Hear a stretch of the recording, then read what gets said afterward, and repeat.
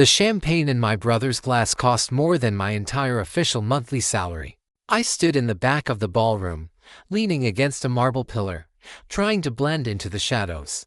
I was wearing a suit I'd bought off the rack at a discount store, the polyester scratching at my neck.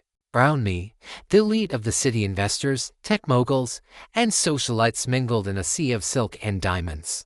This was the Sterling family annual charity gala, the night my parents pretended they cared about the poor so they could dodge taxes for the rich. The music died down. A spotlight cut through the dim room, landing on the stage. My brother, Julian, stepped up to the microphone. He was wearing a bespoke tuxedo, his teeth whitened to a blinding degree. He was the VP of Sales for Sterling Industries, a title he'd been given the day he graduated college with a C average. "Thank you all for coming," Julian's voice boomed. "Tonight is about giving back. It's about helping those less fortunate." And speaking of the less fortunate, he paused for dramatic effect, grinning like a shark. He shielded his eyes against the spotlight, scanning the crowd until he found me. I'd like to give a special shout out to my older brother, Lucas, standing in the back. "Raise your hand, Lucas." The spotlight swung violently, pinning me against the pillar. I froze. A murmur went through the crowd. "Don't be shy, bro." Julian laughed into the mic. "For those who don't know, while I'm busy running the family empire, Lucas here has chosen a more humble path. He's the head janitor at Lincoln High School." Let's hear it for Lucas. If anyone spills a drink tonight, don't worry, my brother brought his mop. The room erupted in laughter. It wasn't polite laughter. It was mocking, cruel laughter. I saw my parents in the front row. My mother, wearing pearls worth a small country's GDP, covered her face with her hand, not in anger at Julian, but in shame that I existed. My father just shook his head, sipping his scotch, refusing to look at me. I didn't storm out. I didn't scream. I didn't cry. I simply raised my plastic cup of water in a silent toast to Julian, because Julian didn't know. My parents didn't know. None of these people knew. As the laughter died down and Julian went back to bragging about his record-breaking quarter, I felt a vibration on my wrist. I glanced down at my cheap-looking digital watch. It wasn't a Casio. It was a prototype haptic interface linked to a secure server farm buried 3 stories underground. A message scrolled across the tiny screen. "Acquisition complete.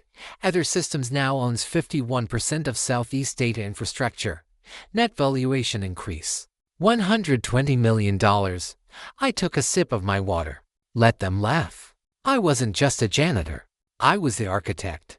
And I was about to buy the ground they were standing on. To understand why I let them humiliate me, you have to understand the janitor's closet. The next night, I was back at Lincoln High. The hallways were quiet, smelling of floor wax and teenage angst. I pushed my gray cart, the wheels squeaking rhythmically on the linoleum. To the world, I was Lucas the janitor. I plunged toilets. I scraped gum off desks. I was invisible, but invisibility is a superpower if you know how to use it. I rolled my cart down to the basement, past the boiler room, to a steel door marked maintenance storage hazardous materials. I looked around. The hallway was empty. I pulled a key card from my sock, a black card with no markings. I tapped it against a hidden sensor behind a fire extinguisher. The steel door didn't just unlock. It hissed, the hydraulic seals disengaging. I stepped inside. The room wasn't filled with mops and buckets. It was a command center. Banks of servers hummed with blue LED lights. 6 monitors covered the back wall, displaying streams of code that flowed like water. In the center of the room sat the hive, a cluster of microdrones I had designed. I wasn't cleaning the school just to clean it. I was field testing. My company, Other Systems, specializes in autonomous facility management. We build the AI that runs smart cities. But you can't build AI in a vacuum. You need data. Messy, chaotic, real-world data. And there is no environment more chaotic than a public high school. Every time I mopped a floor, I was training my robots to recognize friction coefficients. Every time I fixed a flickering light, I was coding energy efficiency algorithms. The school was my laboratory, and I was paying the district rent by keeping it sparkling clean for free. I sat down at my main terminal, cracking my knuckles. The screen showed a live feed of the stock market. Sterling Industries, my father's company, was trending down. They were bleeding cash. They were desperate for a tech partnership to modernize their manufacturing plants. "Boss," a voice came over the encrypted comms channel. It was Principal Sarah, the only person on Earth who knew my secret. She was currently upstairs in her office, pretending to grade papers. "Go ahead, Sarah," I said, typing a command to reroute power to the cooling systems. "Your dad is in the parking lot," she whispered. "And he brought your mom." "They look mad, Lucas." "Like, really mad," I sighed, leaning back in my Herman Miller chair, the only luxury I allowed myself in the closet. "Thanks for the heads up. I'll meet them at the loading dock. Don't let them see the servers." I grabbed a mop bucket to complete the look and headed upstairs. My parents were standing by the dumpsters, looking out of place in their cashmere coats. My father, Richard Sterling, looked at me with the same expression he used when he stepped in dog waste. "Lucas," he barked. "We need to talk." "Hello, Father." "Mother," I said, leaning on my mop. "To what do I owe the pleasure?" Did Julian run out of janitor jokes? "This isn't a joke," my mother snapped. She pulled a thick document out of her designer bag. "This is a petition for the removal of a beneficiary from the Sterling Family Trust." I looked at the papers. "You're disinheriting me." "We have an image to maintain," Father said coldly. "Julian is closing deals with Fortune 500 companies. Do you know how hard it is for him to negotiate when his brother is scrubbing urinals for minimum wage? You are an embarrassment, Lucas, a stain. So, here is the deal," Mother said, thrusting a pen at me. "You sign this, voluntarily relinquishing your claim to the family inheritance. In exchange, we will give you a one-time cash payment of $10,000, enough to move to another state and change your name. We want you gone, Lucas." $10,000. They were offering me $10,000 to disappear. I looked at the document. I looked at my father's arrogant face. I thought about the $120 million I had made yesterday. I could have told them right then. I could have pulled up my bank account and watched their jaws hit the pavement. But that would have been too easy. They needed to learn a lesson. And lessons stick better when they hurt. "Okay," I said. Father blinked. "What?" I said. "Okay." I took the pen. "I don't want your money. I don't want the trust fund. If getting rid of me makes you happy, fine." I signed the paper against the lid of the dumpster. "Lucas Sterling, keep the 10 grand, I said, handing the papers back. "You might need it." I turned and walked back into the school. I didn't see their confusion. I only felt the cold satisfaction of a trap being set. By cutting me out, they had just severed the only lifeline they would have when the storm hit. And the storm was coming fast. 2 weeks later, the war escalated. I was scrubbing graffiti off a locker when police lights flashed through the front windows. I didn't think much of it until the double doors burst open. 2 officers marched in, followed by Julian. Julian was smirking, pointing a finger directly at me. "That's him. That's the thief." Students were pouring out of classrooms, phones out, recording. The hallway went silent. "Lucas Sterling?" one of the officers asked, hand on his holster. "Yes," I said, putting down my sponge.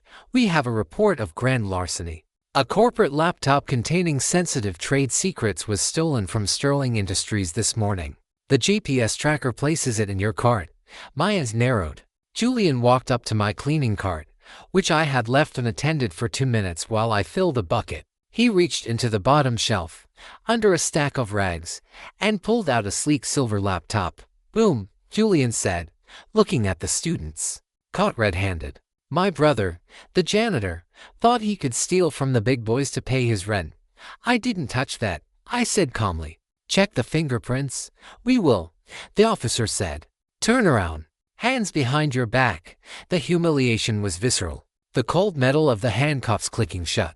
The whispers of the students I had high-fived in the hallways. "Is Lucas a thief?" "No way, he's cool, man. His brother is a jerk." Julian leaned in close as the cops led me away.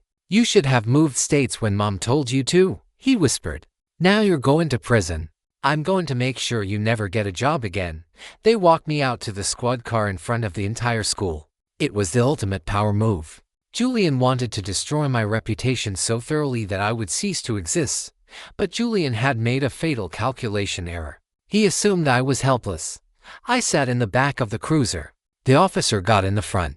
"You have the right to remain silent," he began. "I'd like to make my phone call now, please." I said.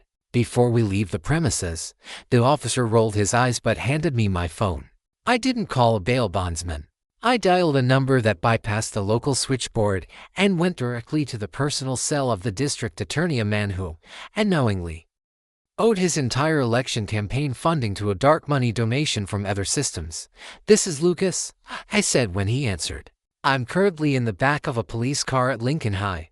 I'm being framed for theft by Julian Sterling. I suggest you call the chief of police within the next 30 seconds and explain why arresting the owner of the city's municipal data grid is a bad idea. And get the charges dropped, now." I hung up. The officer in the front seat stared at me in the rearview mirror. "Who was that?" 10 seconds later, the officer's radio crackled. "Unit 4 Alpha, stand down. Repeat, stand down. Release the suspect immediately. Captain's orders. Do not process." The officer looked at the radio, then back at me, baffled. He got out, opened my door, and uncuffed me. "I know. You're free to go, Mr. Sterling. Sorry for the mistake." I rubbed my wrists. Julian was standing on the school steps, his jaw hanging open. He looked like he'd seen a ghost. I walked up to him. I didn't yell. I just retrieved my cleaning cart. "You missed a spot on the floor," I told him quietly. "Careful where you step. It's slippery." The sabotage failed, but the financial ruin of the Sterling family was just beginning. A month later, the inevitable happened. The legacy software that ran the Sterling manufacturing plant's codebase from the early 2000s crashed. And it crashed hard. I watched it happen in real time from my janitor's closet. My servers picked up the distress signal because, ironically, their factory was on the same power grid I monitored. Their production lines stopped. Orders were halted. They were losing $50,000 an hour. They needed a patch, and they needed it immediately. But their original IT team had all quit months ago because Julian refused to pay them overtime. I waited. I knew what would happen. They would try to hire a firm, realize it would take weeks, and panic. Then, desperation would set in. At 11 p.m., my burner phone rang. It was my mother, Lucas. She sounded breathless. "Hello, Mother," calling to accuse me of another crime. No, listen," she said, her voice trembling. "We have a computer situation. Julian says the factory system is down. We know you. Well, you used to play those video games. You know computers, right?" I almost laughed. They were calling the son they disowned, the son they arrested, because they were too cheap to hire a professional. "I know a little," I said, playing the part. "Can you come over? Just look at it. Julian is trying to fix it, but he just keeps hitting the keyboard. I charge for my time, Mom. I'm a busy man. Lots of toilets to scrub. We'll pay you." She snapped. $50. Cash. Naked 100, I said. "And I want a consulting contract signed.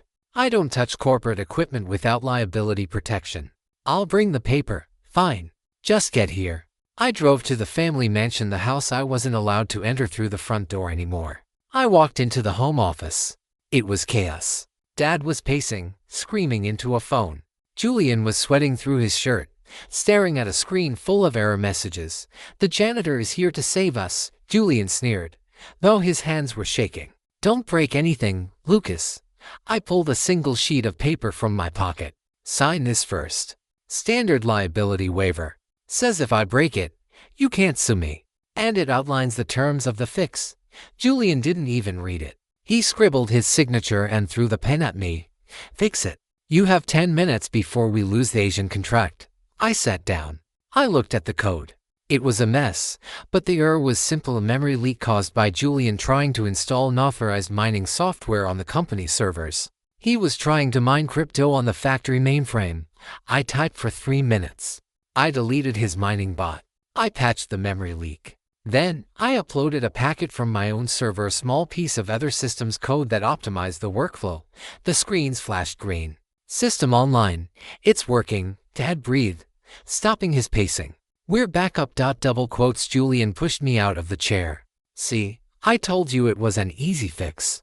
I probably loosened it up for you." He reached into his pocket and threw a crumpled $100 bill at my chest. "Here, now get out.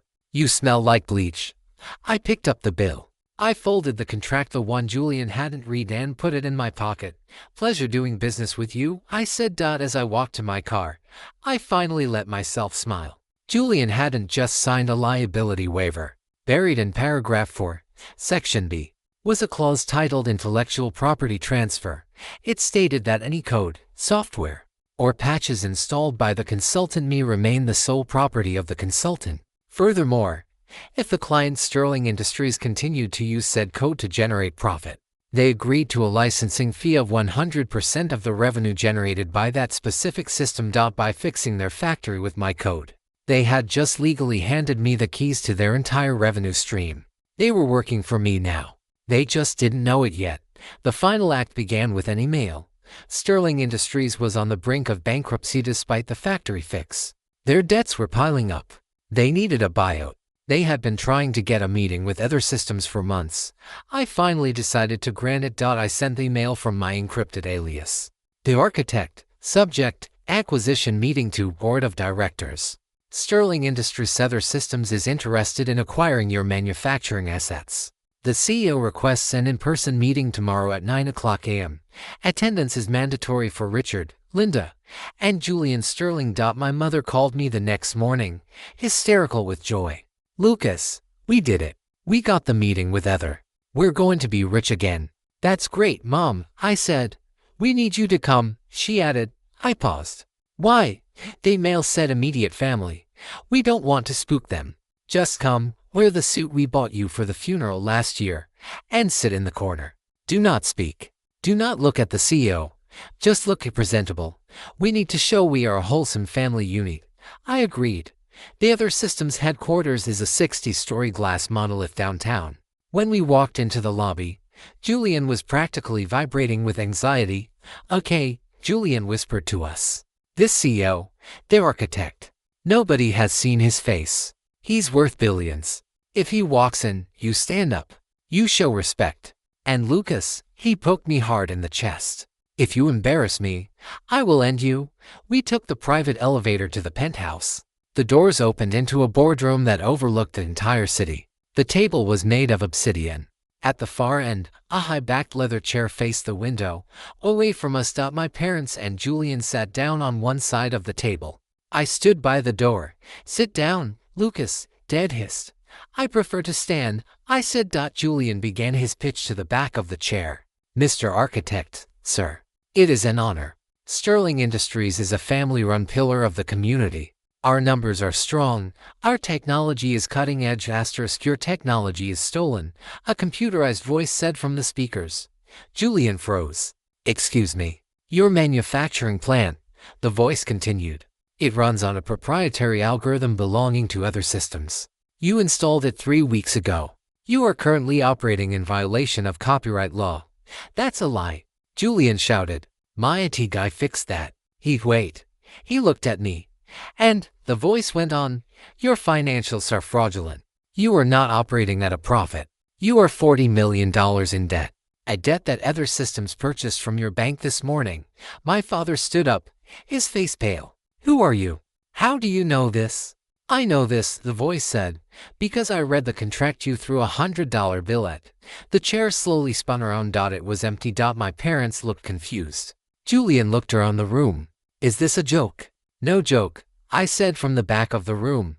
I walked past them. I walked past my mother, whose mouth was opening in slow motion. I walked past Julian, who looked like he was having a stroke. I sat down in the leather chair at the head of the table.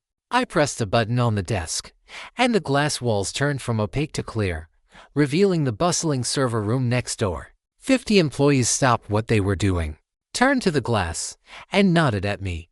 Good morning, everyone, I said into the intercom. Good morning, Mr. Sterling, the room chorused back. I turned to my family. Hi, Mom. Hi, Dad. Welcome to my office. Please, use a coaster. I hate cleaning up messes. Asterisk. The silence that followed was heavy enough to crush a diamond. You, Julian whispered. You're the janitor. I am the CEO and founder of Other Systems, I corrected.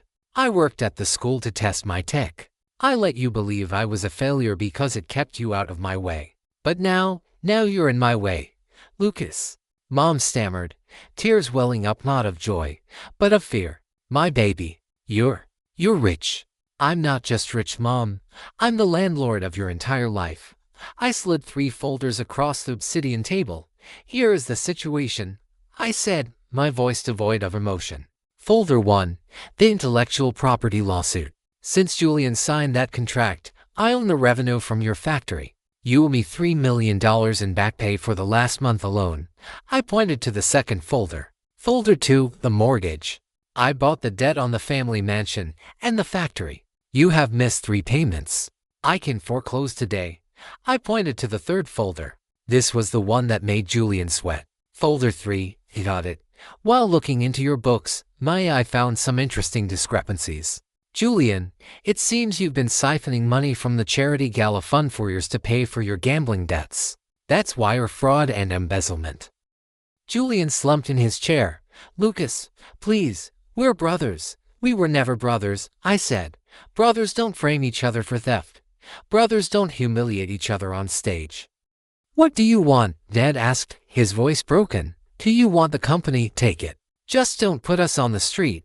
I don't want your company, I said. It's a dinosaur. I'm going to dissolve it. Then what? Mom begged. What can we do? I have to conditions, I said. Holding up 2 fingers. Anything, Dad said. Condition 1, I said. The admission. You will set up a live stream right now. On the company account, you will look into the camera, and you will admit that you are frauds. You will admit that Julian is a thief. And you will admit that the janitor you mocked is the only reason you aren't in handcuffs right now. I can't do that, Julian cried. It will ruin my reputation. Your reputation is already dead, I said. I'm just writing the obituary. Do it, or I call the FBI with the contents of folder 3. They did it.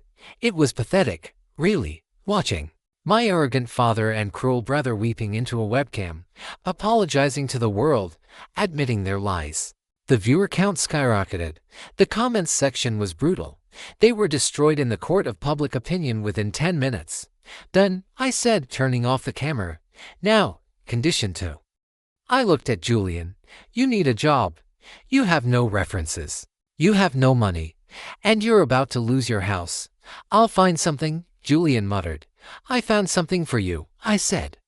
I pulled a familiar gray jumpsuit out of my desk drawer and tossed it onto the table. It landed with a soft thud. Lincoln High needs a new janitor. I resigned this morning. I put in a good word for you with Principal Sarah. You expect me to scrub toilets? Julian spat. It's honest work, I said, echoing the words he used to mock me. And it comes with benefits. Unless you prefer prison. 6 months have passed.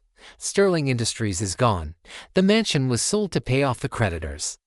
My parents moved into a small 2-bedroom apartment in the bad part of town, the only place they could afford on their social security checks. They don't call me anymore. I suspect they can't afford the phone bill. I still go to Lincoln High sometimes, not to clean, but to donate. I funded a new STEM wing for the students. Yesterday was the grand opening. I stood on the stage, cutting the red ribbon, wearing a suit that cost more than Julian's car. The students cheered. Principal Sarah smiled at me from the front row. As I walked off the stage, I took a detour through the back hallway. I saw a figure in a gray jumpsuit pushing a heavy cart. He looked older, tired, and broken. He was scraping gum off a locker. He looked up and saw me. Julian didn't sneer. He didn't joke. He just looked down at his shoes, shame burning his face red. I stopped next to him. I reached into my pocket and pulled out a $100 bill. I tucked it into his shirt pocket. Keep up the good work, I said softly. And Julian, you missed a spot. I walked away, the sound of his mop bucket squeaking behind me. They say success is the best revenge, but I disagree. Watching the people who treated you like dirt finally learn how to clean it up themselves, that is the best revenge. And other systems, we just acquired our biggest competitor. I have a lot of work to do, but I always make sure my office is spotless. After all, you never know who's watching from the janitor's closet.